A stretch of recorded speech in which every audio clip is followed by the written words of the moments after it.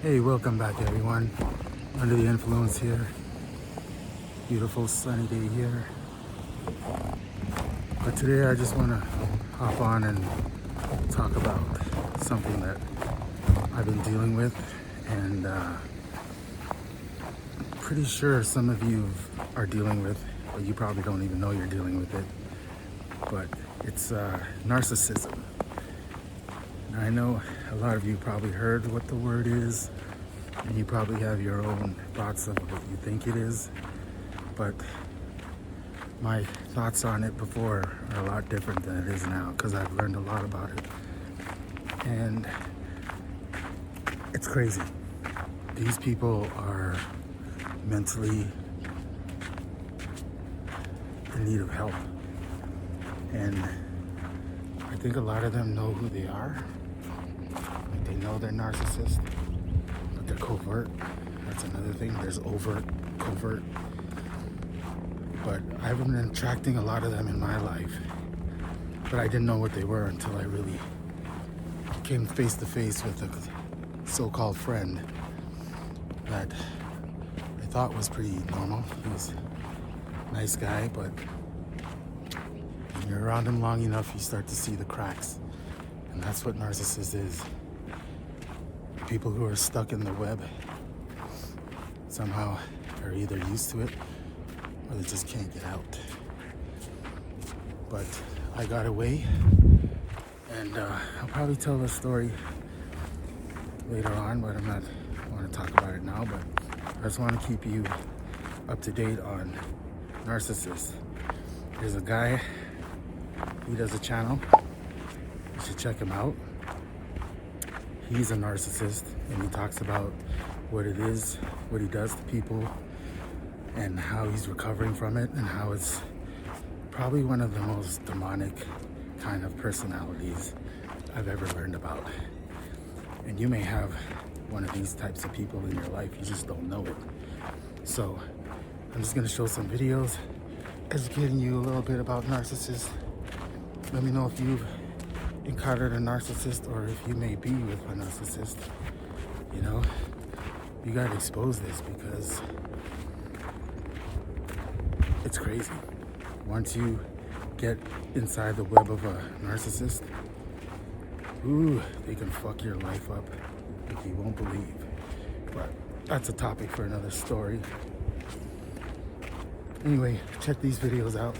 Let me know what you think. Give me some feedback, and let me know if you may be dealing with some of this in your life. Family member, husband, wife. It affects everybody. It's an energy. It doesn't discriminate. Race, culture, they're everywhere.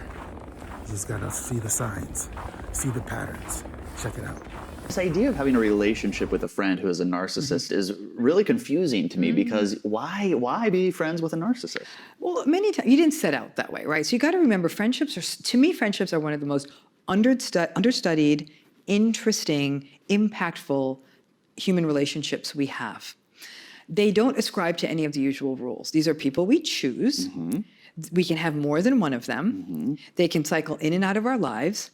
We can go 2 years without speaking to them and pick up where we left off. An intimate partnership wouldn't work like that. Typically, a family member wouldn't work like that. There's a resilience and a durability to friendships that we don't see in other human relationships. They're often the healthiest space a lot of people find themselves in, because people often have more clarity of judgment with their friends than they do with intimate partners. And what's tricky with friendships is that we often, again, are a bit more forgiving and easygoing, because it's not as high stakes. So if your friend is being a jerk, you might kind of be like, you're being a jerk, and then you may not have to see them again. You're like, I can't be bothered. It doesn't have the high stakes impact of an intimate partner. It's almost like their narcissistic level is tolerable in the increments that you're seeing your friend. Where a lot of narcissistic friendships get unearthed is if they become your roommate or you travel with them. Oh, yeah. Those are two really revelatory kinds of moments, because it's one thing where you're out for drinks and they're kind of being a bit mean and judgy. Right. That's one thing. It's quite another when it's day in and day out, or you're in the intense, on a trip and there's lots of decisions to be made and it's unfamiliar. There's a lot of stress. The other place friendships get tested and the narcissism may emerge is when you really need something significant from the friendship. Oh, man. You're going through something hard. Maybe someone dies, maybe you're going through a difficult divorce, or your partner cheats on you, or your child becomes sick, something. You need someone who's just something more than a drinking buddy. You know, this just happened to a friend of mine. He decided to get sober, and one of his friends goes, just to his face, I don't think we can be friends anymore. And he goes, why? He goes, drinking's a big part of my life. And then hasn't talked to him since. There you go. So now, I mean, that is to me, was it NPD? Who the heck knows? But that to me, the lack of empathy, Right. the entitlement, the superficiality, the lack of self-awareness, that's definitely narcissistic and veering into something darker. That's not a So friendship. how would my friend have seen his true colors without not going through that? He might not have. He may not have. So we all could be friends with a narcissist all and are. not even know it. We all are. We all are. I can think about my group of friends. There's friends I've left under pressure. Something happened. We had an interchange. I was like, damn. No.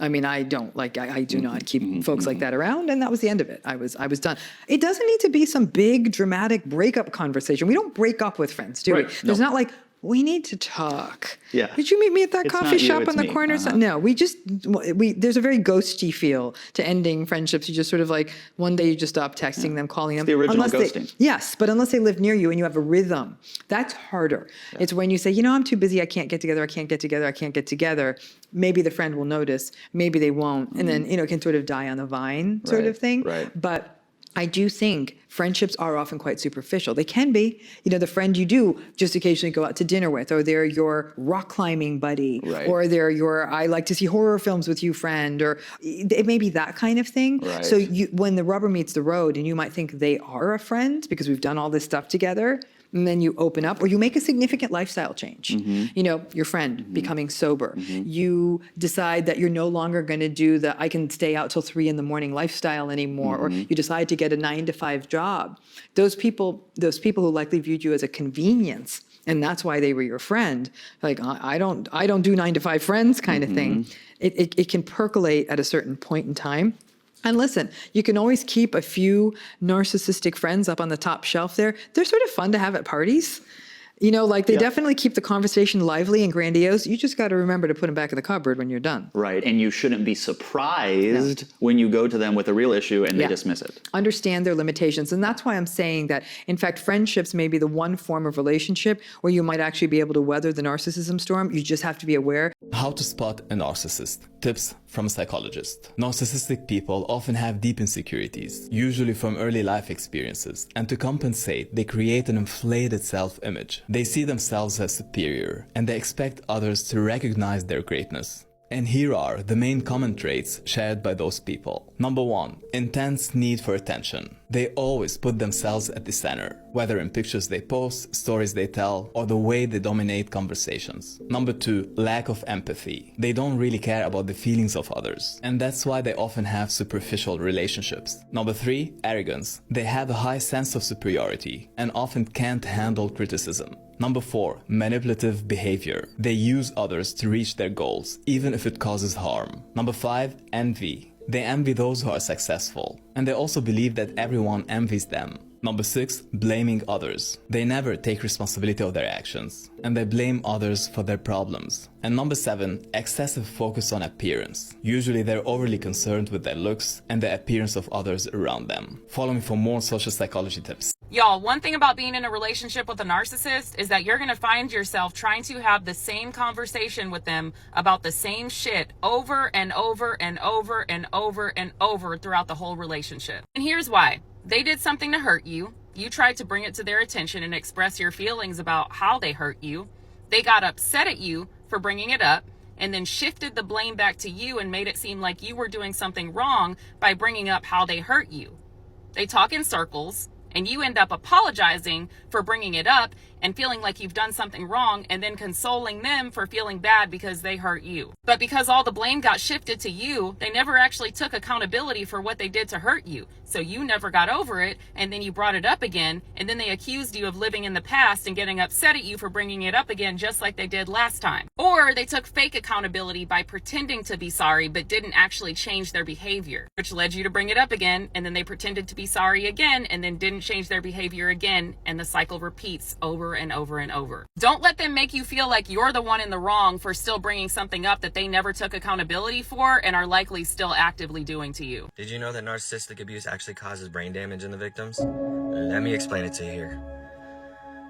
When you're with a narcissist, they stress you out. Duh, that's a given. The stress hormone in your body is called cortisol. Your cortisol level in your body over time raises to such an astronomical level that if it was spread over to 2 to 3 people, it would still be considered high for those 3 people, but it's all within you. That high cortisol level is going to actually cause your hippocampus to shrink. Your hippocampus is a part of your brain that's in charge of your short-term memory and your decision making. It's also going to swell your amygdala, which is in charge of your primal emotions. You know, the fears, the anxieties, the guilt, the lust, the shame, all of that. It's going to swell it up, so it's going to make it hyperactive. So you're going to be in a constant state of survival mode. This is what's anatomically happening biologically in your brain. You're not crazy. You're not crazy at all.